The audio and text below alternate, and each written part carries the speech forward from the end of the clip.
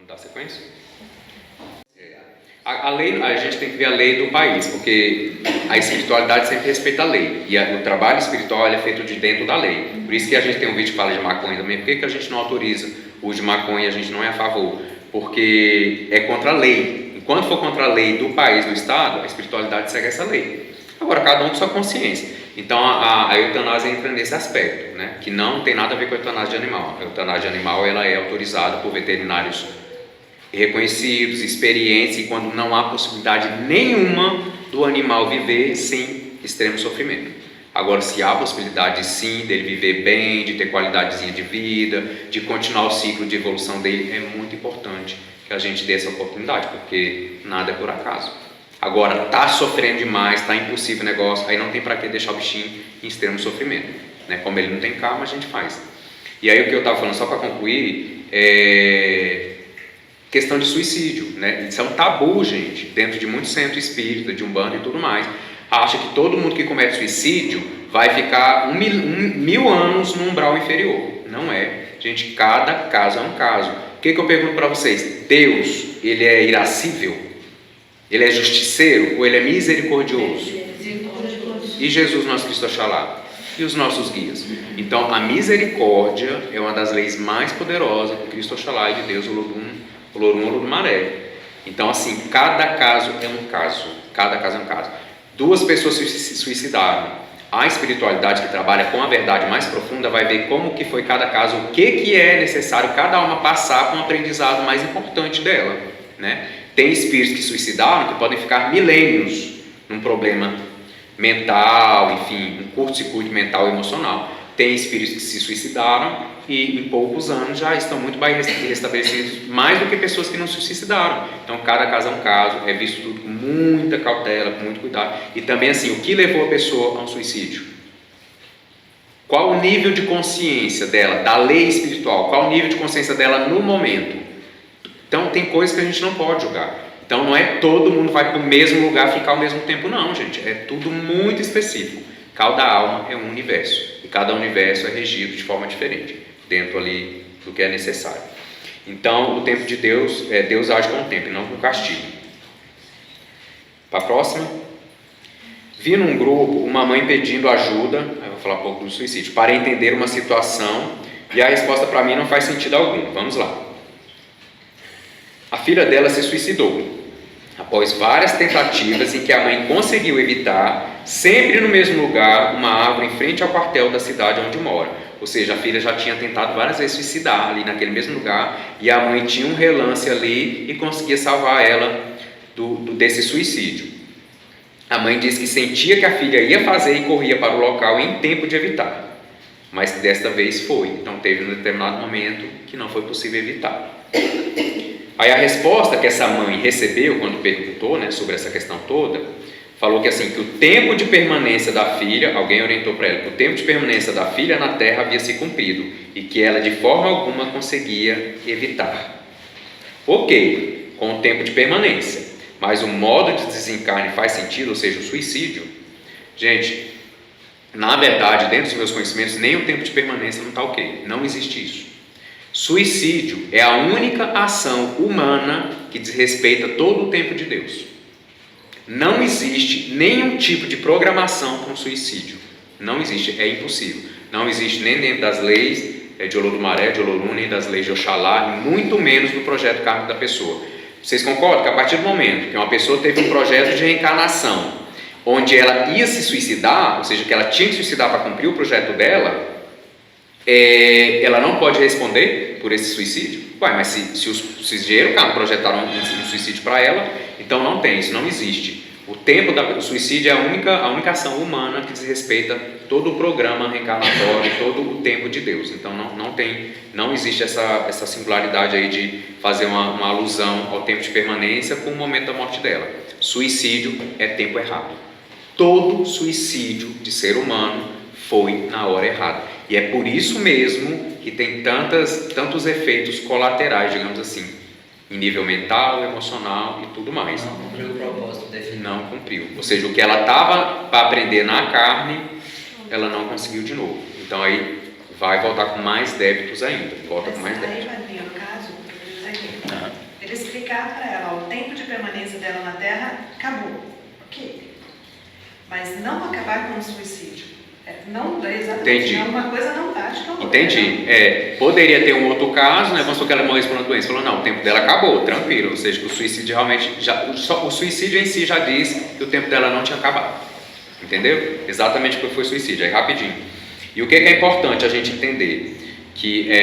Por que o suicídio é um dos crimes mais graves, espiritualmente falando? Porque é o maior crime contra a vida. Porque é por meio da vida que todas as outras leis se processam. Toda a nossa evolução, todo o nosso aprendizado, toda a nossa queima de karma, inclusive da nossa progressão nos bons karmas. A partir do momento que eu quebro essa lei, é a lei onde tudo mais pode ser gerado, então eu fui no ponto focal do próprio sentido de vida e de evolução da pessoa.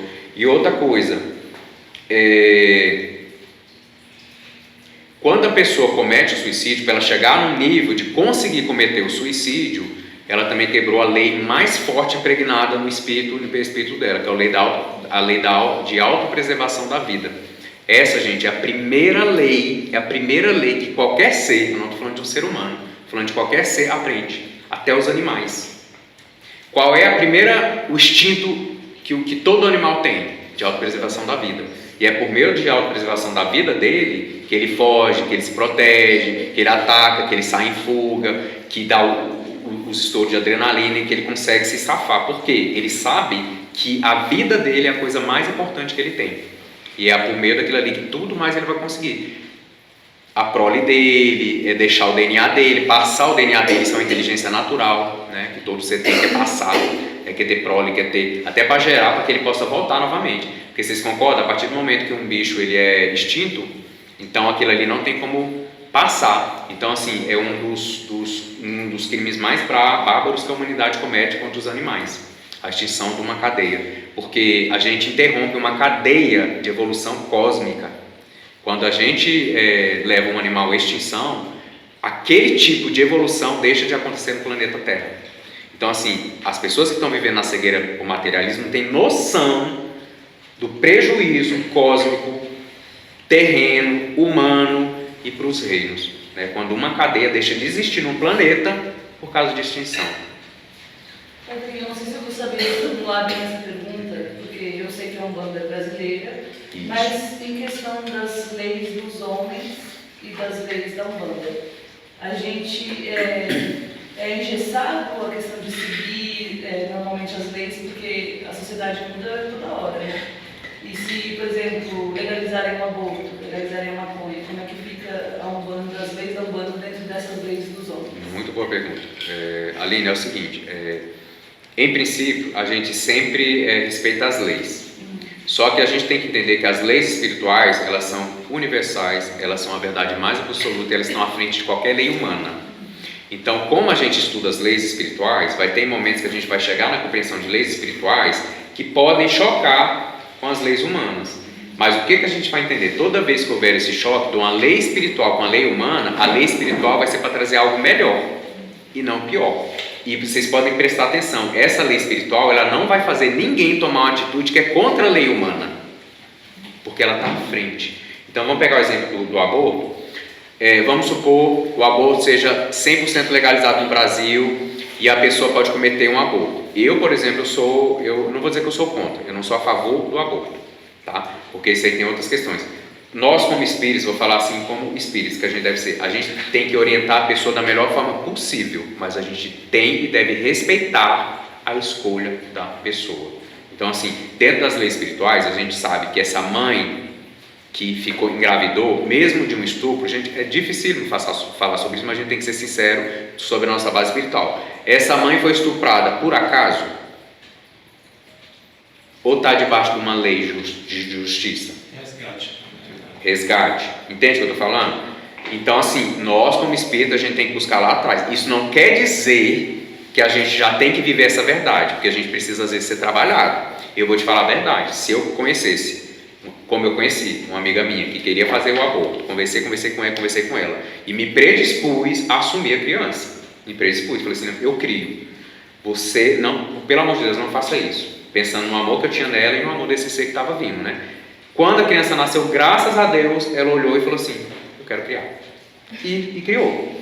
Então ela teve a possibilidade de uma conversa de orientação, mas se ela tivesse decidido abortar, eu ia com ela até o fim. Eu ia respeitar a escolha dela. Sabe por quê? Está dentro da consciência, dentro do nível de compreensão dela. Não é o meu nível de compreensão projetado nela. E outra coisa, não é o meu corpo, é o corpo dela, né? Não se fala muito isso, gente, eu respeito isso profundamente. Então assim, se eu fosse mulher, será que eu pensaria do mesmo jeito? Eu sou homem, então eu tenho que respeitar a escolha dela. Mas deixa eu orientar, deixa eu amparar, deixa ela se sentir abraçada. E assim, então o que é importante, Aline? Que a lei espiritual, ela nunca vai mandar a gente fazer uma coisa contrária à lei humana. Então, num caso desse que fosse totalmente legalizado, a lei espiritual fala o seguinte, vamos tentar não abortar, porque tem um resgate, a gente tem que buscar o pretérito. Sabe esses estupradores de hoje? Vamos ser sinceros, o que a gente fala? Tinha que passar por um estupro para ele aprender. Adivinha quem que está passando pelo estupro? Entendeu o que eu estou falando? O estuprador do passado está passando por um estupro hoje. Então a justiça divina está se realizando para reajustar essa consciência. Dói, minha irmã. Olha o sofrimento que você causou. Padre, mas ele não lembrava. Mas quando ele desencarnar, ele vai lembrar. Aí ele vai fazer a conexão, ele vai se curar e vai falar, meu Deus, o que eu fiz? Agora eu entendi o que eu passei, por que eu passei. Meu Deus, graças a Deus eu não abortei. Está entendendo? Então é uma justiça sendo feita. Agora, mesmo quando a mulher escolhe o aborto, ela vai ter dentro do merecimento dela um amparo, tudo normalmente. E esse espírito também, o espírito que sofreu, que perdeu a oportunidade de nascer, ele também está passando por um reajuste. Ele também está passando. Gente, é uma verdade absoluta. Sim, o aprendizado é inclusive de toda a família que está também. Ação e reação. Todos os envolvidos são chamados. É a necessidade do aprendizado e a circunstância favorável ao aprendizado. Quando todos esses contextos se unem, acontece o fato. Aí no caso do aborto, eu compreendo que tem a questão da vida, que foi engenhada para vir e tudo, e na questão da maconha. Oi? E na questão da maconha, que ritualisticamente ela é usada, né, em benefício, do canabidiol. Não, mas aí o uso da maconha é uma coisa, o canabidiol é outra coisa. Tem uma coisa. Mas e se a pessoa precisar por médicos, por exemplo, que nem existe em outros países? Não, que é o fumo. A pessoa pode fumar. Se for autorizado, tranquilo. Mas sabe por quê? Não, sabe por quê? Eu vou pegar a parte legal, tá? Vamos falar da parte legal. Uma pessoa que é autorizada a usar o fumo, ela é autorizada a plantar. Não está envolvendo tráfico, não está envolvendo morte.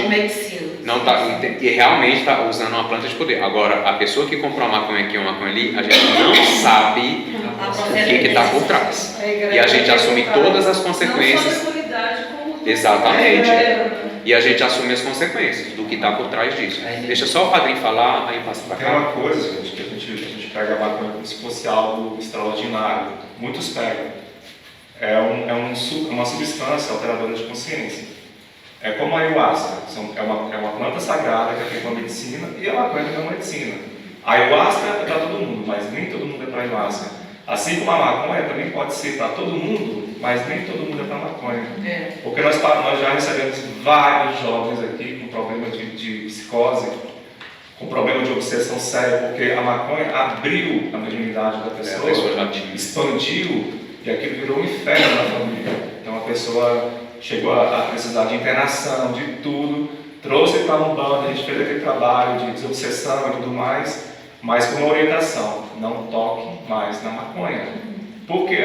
Porque é um alterador de consciência, e você como médium não pode ter contato com algo que te abre, e você não sabe lidar com aquilo. Talvez você desenvolvendo, fechando seu campo e tudo mais, você pode ter acesso à medicina. A maconha é uma medicina para você ter uma conexão, para você ter algo, né, dentro desse contexto de conexão mesmo, do religioso, né?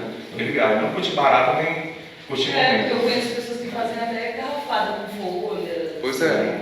Não, e assim, até essa própria questão de buscar maconha, assim, uma fuga, uma calma, leveza, também para a gente trabalhar de outras formas. Hoje a gente tem outras medicinas, né? A própria Umbanda, gente, os nossos guias, a nossa força, os nossos ritos, né? Utilizar isso aí. Mas é igual eu falo, nada é 100% nem 0%, é tudo. Não é. A gente, inclusive, como é que a maconha vai ser legalizada algum dia se alguém não começar esse movimento? né? A gente pode lembrar, vamos falar de outras questões do apartheid, vamos falar da escravidão. Então, naquela época era proibido, mas alguns começaram a abrir caminho. Agora, cada um tem a consciência do que está envolvido por trás disso.